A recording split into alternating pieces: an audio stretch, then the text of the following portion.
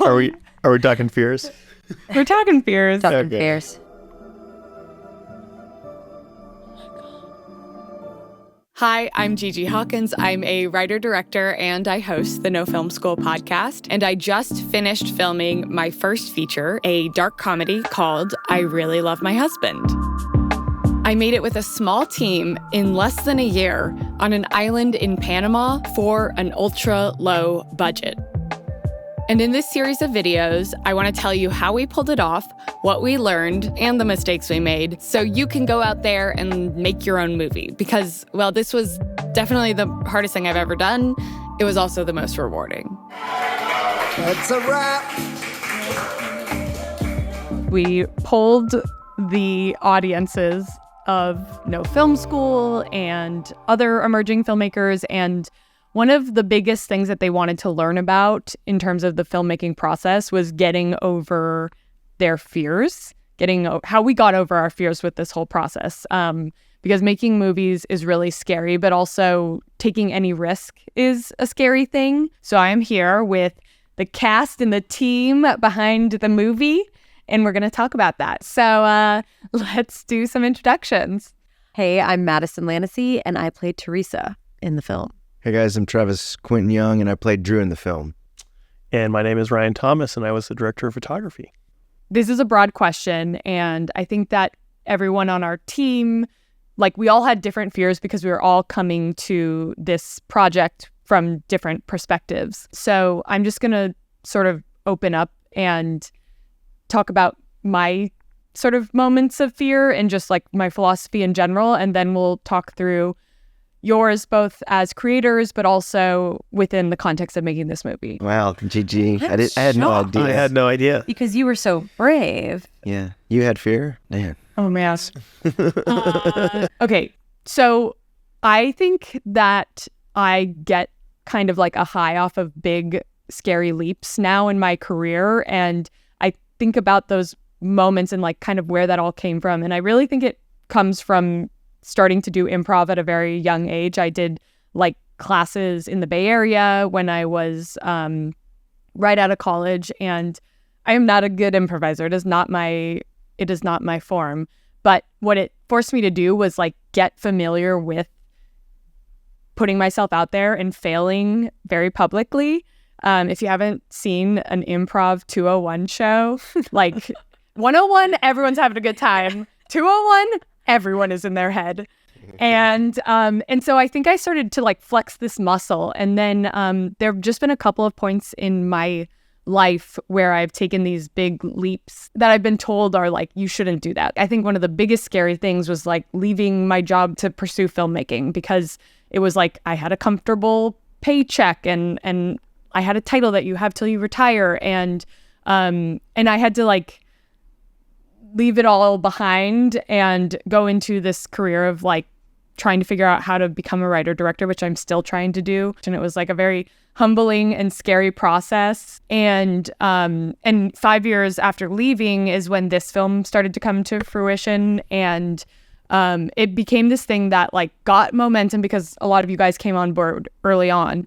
But I think because I had built this muscle of being okay with not knowing how things were going to work out, and also seeing them work out when I was taking these big leaps, it felt, yes, very scary at times, and I'll get into that, but it felt, I think I was on this adrenaline high getting to the point of production and just being yes, this is happening. Yes, people are going to show up for this. Yes, we're going to figure it out. Yes, we're going to find the money, stuff like that. So that's kind of my philosophy on fear. But we're going to talk about your guys's biggest fears. Madison, do you want to go first? Sure, I will. First, I just wanted to say that you are so right about 201. Oh, you are so right about 201. Should we just go see some 201 shows? Honestly, yeah, to just feel the failure, just sort of absorb it. But yeah, I think that my biggest fear making the project, well, first I will say, when we started the project, there wasn't a script yet. And I had kind of gotten in this rhythm of doing projects that I had written myself. So there was like an initial fear of like, oh, like I don't have control. That's a little scary. I like don't know. I won't be like the one like choosing. And then the like second fear, and I do remember me saying this to you which is so funny looking back on now, but I was like, how am I going to get out of my nanny job? Which is like that literally I moved to LA to be an actor, and I was going to say no to doing a feature film to be at my nanny job. That's a legitimate fear. How are you going to pay your bills? Yes. But then it's funny because honestly, after all of those like initial like more logistical fears faded away, and it became like reframed in my head as like, oh, I'm going to be an actor on this project. That's sort of like what my main role on this project is. I'm going to be able to get out of work. And this is not very sophisticated or eloquent, but like my biggest fear was that I was going to be bad, which I think is like so fun. Like, first of all, being an actor is like hilariously embarrassing is what I've realized. Like, you go from when you're like in the writer or director space, your fears and thoughts are so elevated, and like you're thinking about crafting a story, and you're like, you know, putting all these puzzle pieces together and navigating how to talk to people. And when you go back to the basis of being an actor, your fears are like, did I do a good job? Do I look pretty? That's so valid and like such a good thing to articulate. I have two follow-up questions. One Wait, is does Madison know that she was good? Okay. Yeah, what do you think now? Well, I would You love were so everyone good. individually to go around and say like what they think, whether I'm good or bad, and just like any three main compliments. that Yeah, come you to were your good. mind. You looked pretty. Yeah, and, yeah. And and you looked pretty. was like operated the camera charismatic, really well. even off camera. Touching. Yeah, touch, You move. I've seen the movie too many times to count, more than anyone else in the entire world. Yeah. And I still get like lost in your performance. Oh wow! And- Please stop. I don't need to hear such things. When I showed my friend the movie, I was surprised at how much he was engaged with your performance. Wow. I wasn't being serious about the compliments, but I do actually really appreciate them, y'all. Oh. I will say our thank you. And this was him, by the way, the entire shoot. So on that note of like performance and being so vulnerable in front of the camera, which let's be real, it's like probably the most vulnerable space to be in, because like the camera is in your face, looking up your nose, like it's so easy for it to go wrong, and you put so much trust in other people. I don't know, I'm confused and it's a lot of pressure. But no. There's no pressure, okay? There's no pressure. It's just our Oh, honeymoon. but there is a lot of pressure. Can you both speak to like how you like deal with that lizard brain reaction of like fight or flight, and how you let yourself get into the moment, like in the middle of it all? Go ahead. Well, he doesn't have any fear at all. He's made that clear to me a couple times. So yeah, that's something that Fearless. yeah. No. Everything kind of comes back for me to like I get the confidence in preparing, and with the time limit that I had to prepare for this, because I was, you know, coming in later in the game, I just had to load up as much as I could and know what would work and just kind of let go. And I find the most relaxing place is when everybody shuts up and we start rolling. I cared more about losing my voice than anything, that I wouldn't be able to do it. That was scary. That was terrifying. I want to come back to the voice losing moment, because I think we can all speak to that, which you don't even see in the movie, or you don't I know know. it at all. It's Not like, at all. Thank But let's talk about like the zooming out to the fact that you got cast. I think it was three weeks from the day you were cast, or was it 2 weeks from the day we officially called you up, and then you went to Panama. 10 days sounds about right. It was a very quick turnaround, and so much so that you were meeting me at REI to try on costumes, and then like coming in, and I think we had 1 day of rehearsals, maybe 2 half days of rehearsals, and then you guys did a rehearsal outside of it, and then you met at the airport and flew to Panama together. Yeah. And usually you give yourself like months to prep. Yeah, when I can, yeah. And if it's something that big, way ahead of time because it's been developing and you know that you're playing one of the leads, if you're playing one of the leads, right? So there's usually a month and a half, and 10 days. Yeah, that kicked up a lot of fear because I had just gotten a dog also who required a lot of time. I was also working, managing a restaurant, and my partner was out of town, so I was managing there every night of that week, which I never do. So I had to just get to work, and the only way I can overcome any fear is by just taking massive action to the best of my ability. And a lot of it, I will still have fear while I'm doing it. I will say I called a mentor at one point, very emotional, thinking I could not do this. How am I going to do this?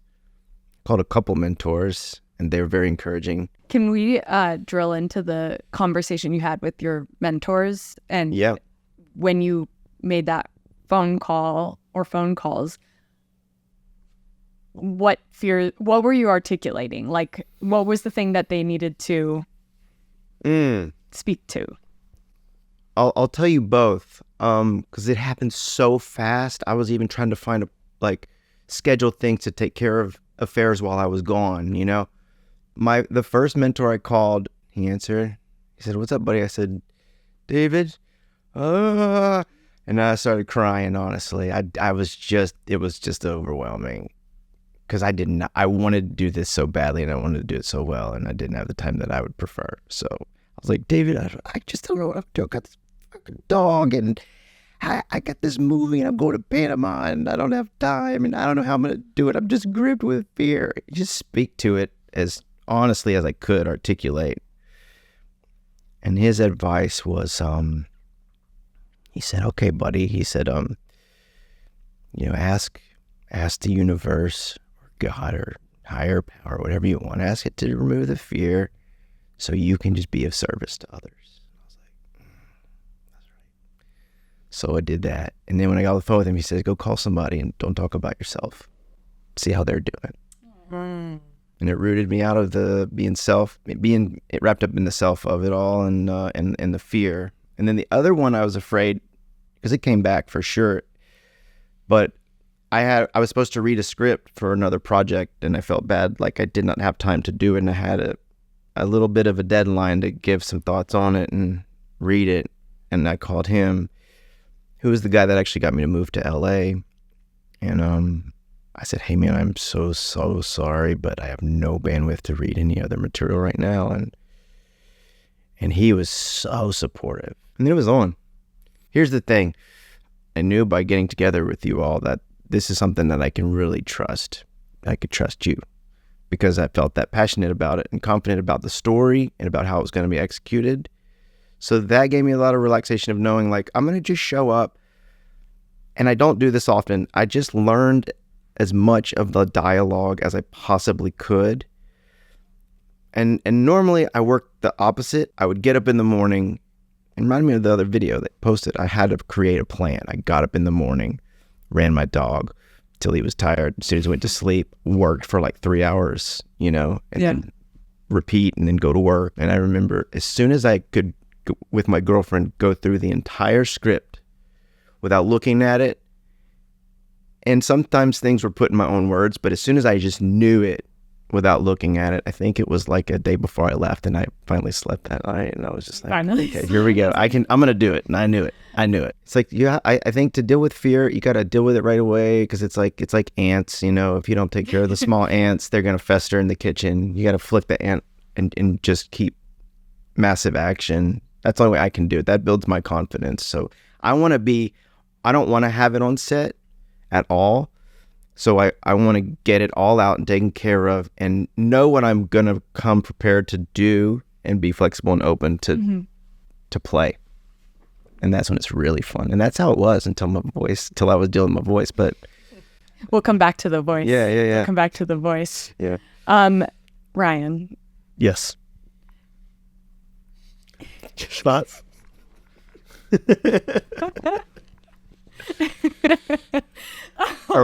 Are we talking fears? We're talking fears. Fears. We're talking fears, but I mean, honestly, it's so interesting that we have like these leaders in totally different departments. Like you guys are spilling your guts as performers and like showing up and everything has to be ready for the moment that we're rolling. Ryan, you are leading a team of people. You are planning logistics to make sure we can actually capture the movie and have it on a, like, down to making sure that it is transferred properly. So we're not, I mean, so much stuff. And if somebody was asking me, like, who's the person who seemed the chillest the whole time, I'd be like, well, it was Ryan. Sure. Maybe it was Aaron Ware, our gaffer. You were overseeing so many elements that were like production critical. Sure, yeah. Yeah, very different problems, I feel like, from like what Madison and Travis had to deal with. Because, yeah, I mean, I feel like, I mean, obviously I had a number of fears going into this, but I mean, just like one of the biggest one is just like, will all the equipment get there? Yeah. You know? And so, you know, I guess it's like part of just getting the gear there is like also that the gear works. Well, let's talk about what happened when we arrived and you tried to turn on the camera. Yes, I tried to turn on the camera. Do you know about this? I heard rumblings. Yeah, okay. They were shielding us from a lot of. I was shielded. But was there a van lost in the jungle? Yeah. There was a man lost in the jungle. That, like... That was nothing compared to this. You still had the camera. Yeah, I didn't even think about the van lost in the jungle. Okay. I think I was even shielded from that. Yeah, I was just like, oh, it was really hard to get the gear here. I would love to talk to the person who knew everything and was shielding all of us. Yeah, I know. Our producer, Al. Yeah, probably. I think we all shielded each other from different things. Yes. So we're like, Yes. this is a problem. I'm going to not raise alarms. I'm going to see if I can deal with it. Yeah. You know, we had shot some things on our way to Panama, and we'd used the camera. I'd used it at prep. I forgot about that part. Yeah. And it was, I think, 2 days into our prep, I turned on the camera, and it said something like, software state inconsistent, please reinstall firmware. And like you know, it's just like the only internet I have is my phone. And We didn't even have good internet yet at the house. we didn't have good internet. And like, I was trying to download this file it was only like 800 megs or something. It's not that big, but because it's on my phone, it takes 2 hours. And so I'm like calling people while I'm downloading this firmware file, and everybody's just like, I don't know, just like try and reinstall it, see what happens. And I tried, and it failed, and I was a little bit at a loss, and everybody I was talking to was at a loss. And so I was like, well, I'm going to try and download the previous firmware and install that. And so another 2 hours of like a little of pure panic. watching the bar. Also, at the same time, luckily, my AC had not left LA yet. Shout out to Calvin. Shout out to Calvin.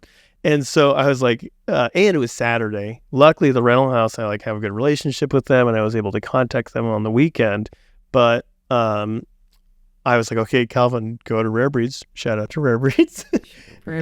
Shout out Calvin. And I was like, go to Rare Breeds and go get another camera and just put it in your backpack and bring that, you know. And so Calvin luckily was able to get there and get on his flight with another camera. And all that while I reinstalled the firmware, and it worked, and it was fine.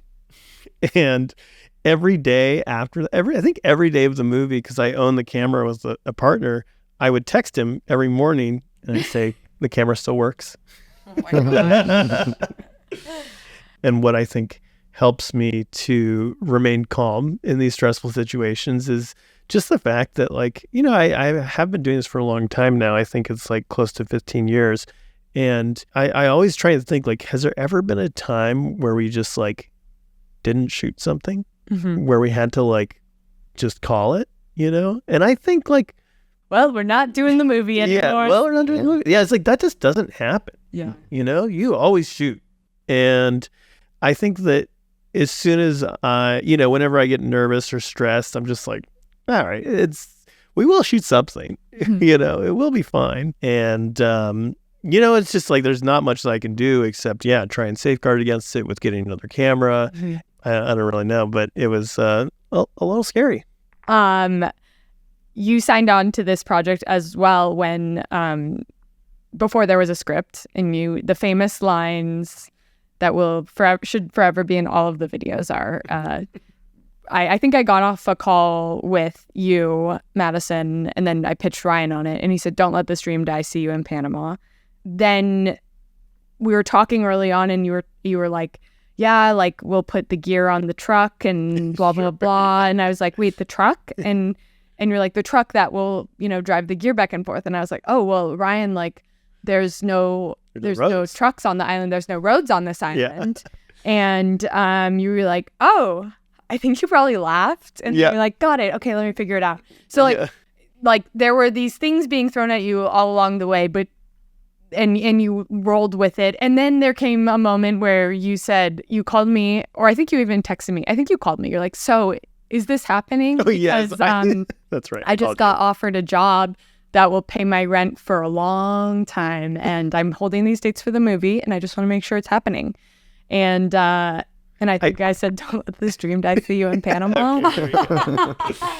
Wow. I feel like I was, that was maybe the most direct that I was ever with you. So like, Gigi, this movie must happen. If I say no to this, like under no circumstances can we not do the movie, So, He was blackmailing me, guys. A little bit, yeah. No, it was good. It was fire. Yeah.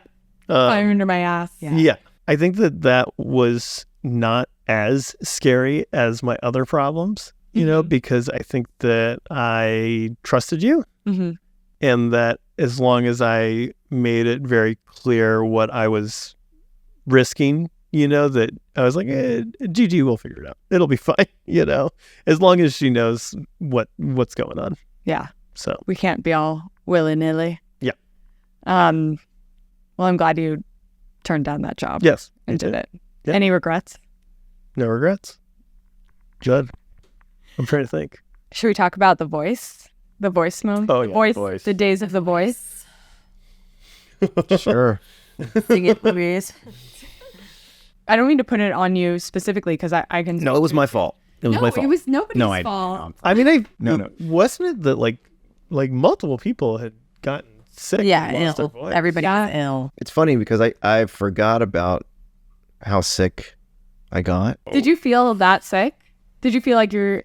It progressed. It definitely progressed. And I was like, I gotta do this. It progressed. It was probably just a combination of like, I'm here. I conquered the week of hell prep. Yeah. And now I can't even, I'm gonna like ruin it for everyone here because I can't speak and I have a lot of things that I need to say in the movie. That was the biggest weight of fear. It was scary. Like I knew everyone was scared. That's the thing. I almost said it. I kind of thought it would be fine.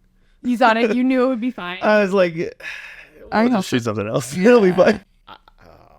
I feel like I had a very negative reaction on set. There was one day in particular where, like, I think somebody came to me and they were like, "There's a next level of sickness," and then I like came down and you two and Arto were standing in the kitchen and I was like, "You can't be near each other. Like, we're all gonna be sick, and then the movie's gonna fall apart." And it was like, and there was like this compounding panic in me. Yeah. It was like this moment, and then afterwards, I think we all went separate, and Madison and I were outside, and then you were like putting it in perspective. You're like, we can't be like not living and going to the kitchen and like isolated because we're all already in it. And then I like burst into tears, and it was like all this like, I wish I had like the Ryan mindset, which is like safeguards, reaction, like calm, cool, collected. But I was spiraling. I was totally spiraling. I'm like, the movie's gonna fall apart, and like Drew can't not talk in the movie, and like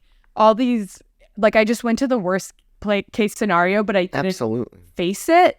Like I was just panicking in this like spiral moment, you know? Well, I think you faced it in that moment. You're like, right. that You're was, right. like, Right your afterward. human moment, because I remember we went to that like adorable place where there's like a pond in the middle of the restaurant. Yes. And it was like we were drinking pina coladas because it was like we had this real moment of catharsis of like being human in the moment where it's like we are just like doing something that is so big, but we are all just friends doing it together, and we will figure it out, Yeah. which was part of the fun of it. Yeah. Yeah. Yeah, it wasn't really that fun for me, and that So fun for me. I felt so relieved. that wasn't part of my fun. I was drinking but I'm pina glad y'all are colada. drinking pina coladas around the little pool while. No. Swing. Yeah, the swing. Oh. But luckily, and we did improvise a little. We had some pineapple. Oh, the on here. pineapple. The pineapple moment. That was the worst night of my voice, actually. Yes. And we were all already sweating because it was the inside scenes, which were always the hottest. Mm-hmm. And we were just drenched, and someone was panic cutting a pineapple because we thought it might heal your voice. I was like, I need something to Yeah. To clear it out. clear Yeah, it and out. so we worked that into the scene so Right. that he could speak Yes. in the scene. This place is so beautiful. I mean, it is. It really is. I mean, it's amazing. But I didn't stay here for the island. I stayed here for buried treasure. What? Yeah. Yeah, no, I'm serious. There's buried treasure all over. Luckily, y'all, I have to say, I don't know how he did it editing, because I thought there was a lot of stuff that was not going to be usable because of my voice. I'm sure there were, but I'm glad that we had something in everything. And the only time I noticed my voice not being 100% was really appropriate for the scene. It sounded like I was just tired from traveling. Yeah. Yeah. Yeah. The character was tired. Oh, yeah. That worked. That was what was kind of cool about making a gritty indie, in the sense that it's like already there's no hair and makeup. Already there's just so much reality in the fact that like you can see our bug bites, you can see our sweat, that like things such as like having a gravelly voice or, you know, those like unprecedented factors felt like we could use them and play with them, Yeah. you know? So with all the fear, anxiety, stress, etc., was it worth it for you guys? Leading question. It was absolutely worth it. It was such an adventure. I mean, we didn't even get into the whole transit element of it, which I have hilarious stories about Travis and I in that tiny plane. But I feel like also me just texting you, telling you it's gonna. literally, I mean, we talked about fear. We didn't talk about me in that plane is hilarious. Actual flying. Yeah, like literal fear of that plane. And That's That small plane. yes. And then Travis leaning over to me halfway through the flight and saying, I actually know how to fly planes, which I was like, had just met him like 3 days ago and was like, what? I'm like, so And it's sorry. true. I could land this thing if it goes down. And I was like, and then you taught me about how planes glide. And even if they were to go down, that's how I still think about that on my flights. Yeah. But yes, the way that I got through my fear was two things. One, realizing that at the end of the day, I am making a movie with all of my friends who I love dearly and trust. And I had a very emotional moment on my flight back in thoughts relating to the plane where I was like, my friends would never send me on a plane that was going to crash. I remember telling myself that. I'm like, they have my back. They want me to survive, which is so hilarious. It's like, obviously you guys don't want me to die. But the other thing that was cool about the particular character that you created in Teresa is that what I learned was I didn't have to overcome my fear. I just had to learn how to use it. And Teresa is a character who has a ton of fear. Do you hate yourself? No. I don't hate myself. That's great. What kind of question is that? Right. No, I'm just wondering. I was just wondering. Like every day of being on that set was so emotional. And the best lesson I learned was like, how can this be a part of her journey? Because she is afraid of losing her marriage, of losing herself. She is afraid of like bugs. She has all this stuff. So being unafraid is not really that valuable of a skill as an artist. Just learning to understand that it's there and that it's okay. I love that. Try and beat that. Was it worth it? Yeah, it was. Yeah, it was worth it, and made some lifelongers. You know, that's what I love about movies or a collaborative art form is you overcome it together, and seeing the product is like it's like a yearbook video or something, and it's amazing because maybe it's just trauma bonding. It's probably that. Fear bonding. Probably that. Yeah, mostly that. Yeah, I loved it. It Deeply was trauma bonded. yeah. It was awesome. I think that the main thing for me, I'm sure that everybody agrees, is just how much work it was. Yeah. It was a lot of work. And I think that being excited in the script from the beginning just like really helped to make it so that I was just like, willing to like do that work from the beginning. And just like being excited to like see it, through all of its different phases, so the best things that you can do are a little scary. Mm-hmm. Yeah. Well, you said something earlier too that was really interesting and true. It's like you're gonna make something. Yes. And up until this point, it's worked out. Yeah. Like it there may have been some tough ones and whatnot, more challenging than others, but they've all worked out. All of our worst fears have not come true. The fear is natural, I think, and you can't remember all of that. You can't remember all that when you're feeling it per se.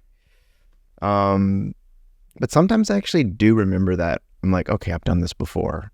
And I still feel the fear, but I just kind of am telling myself, you've done this before. Yeah. You can do this. It's what you do. It feels like the through line is sort of, we will feel it and we have to learn to embrace it. Madison, you mentioned that for the performances, what you were just speaking to, Travis. I mean, just the risks and the logistics of taking it on. You're texting me? My phone's going off. I think that in order to take on something this ambitious, like not only do you have to have like a group of people who are on board to like move forward without knowing where we're going to land, but I read something recently that was like, you have to have unwavering confidence that it will work out, but you have to be very realistic about like what the thing is you need to tackle in the moment and for that very day. And in the moment that I got the first cut, because our editor did the first cut together, it was like Thanksgiving and a month after we wrapped, and I went upstairs and watched the movie by myself. And that was when I was like, we got it. And then I immediately watched it again. I was like, we got it. We're not digging ourselves out of a hole. We did the work so we could have the foundation to make something great. I knew we made something great, and then I got to see it. And that was like holding space for the fear of trying something, which is scary, but also like seeing it pay off. So that was really satisfying. And I hear we have a surprise. Yes, this is from a pause from the film. Arta G. Okay, look, I'm having a little FOMO, I'm not gonna lie, okay? But I'm out here in New York. Love y'all. Tee. That's it. And that is sort of really inspirational. I think we That's can all Arta. That's gather a lot from that. Yeah. Yeah. Arta was Arta our on piece. set. Yes. Arta on set is a fear reliever. Truly. Reminding us all that it is play. Yeah. And playing. it's supposed to be fun. Yes. Aw, Arta. Thank you guys for being here and for opening up about your fears and your deepest, darkest moments in making this, and also some good ones. You can get more videos about our making of I Really Love My Husband. If you go to gghoggins.com/backourfilm, you'll also see a place if you want to support the film. We're raising some money to finish it. And where can people follow your work? Where can they follow my work? Just you can follow me on Instagram at Lanesey100. Yeah. You can follow me on Instagram too at Travis Q Young. I had to look it up. Instagram, at RD Thomas. And you can follow the movie on Instagram at I Really Love My Husband Movie. If you follow just I Really Love My Husband, it's like a Tradwife account. I was going to say. Yeah, I accidentally tagged them the other day, so don't do that.